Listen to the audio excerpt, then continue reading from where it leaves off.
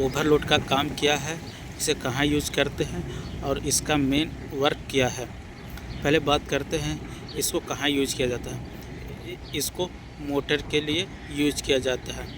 जो छोटी सी मोटर होती है उसको में इसको लगाया जाता है और इसे ओवरलोड होने के कंडीशन में, जैसे मोटर के बेयरिंग हो गई या फिर लोड ज़्यादा हो गया या वोल्टेज में कुछ प्रॉब्लम हो गई, वोल्टेज बराबर नहीं है, तो उस कंडीशन में भी ये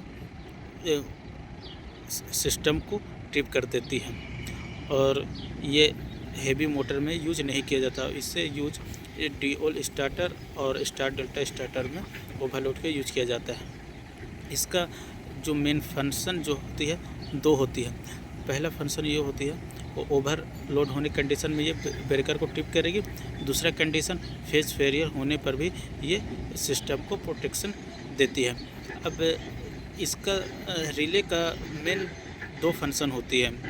तो रिले जो होती है मॉनिटरिंग डिवाइस होती है। जैसे ओवरलोड रिले जो होती है वो क्या करती है, करंट को मॉनिटरिंग करती है और सेंसिटिव डिवाइस भी होती है। तो सेंसिटिव डिवाइस इसलिए कहते हैं कि ये हमारे पूरे सिस्टम में कितनी करंट फॉलो हो रही है उसको सेंस करके और इसे ब्रेकर को ट्रिप करती है। जैसे एग्जांपल तौर पे कह सकते हैं कि हमारी जो मोटर है वो मोटर की जो फुल लोड है, तो फुल लोड के हिसाब से जो रिले होती है उसको सेट पॉइंट की जाती है 1 एम्पियर पे। उस एम्पियर से ज़्यादा करंट फॉलो होगी तो ये सिस्टम को ट्रिप कर देती है।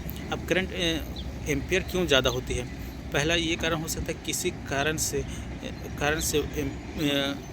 से वोल्टेज ड्रॉप हो गया या वोल्टेज में प्रॉपर नहीं आ रहे, उसकी वजह से भी होते हैं, या फिर एक फेज मिसिंग हो गए तो उसके कारण जब एम्पियर बढ़ेगी ये रिले काम करेगी। और ये सेंसिटिव डिवाइस होती है और पूरे सिस्टम को में जो करंट फ्लो उसको सेंस करके और ये सर्किट को ट्रिप कराते हैं।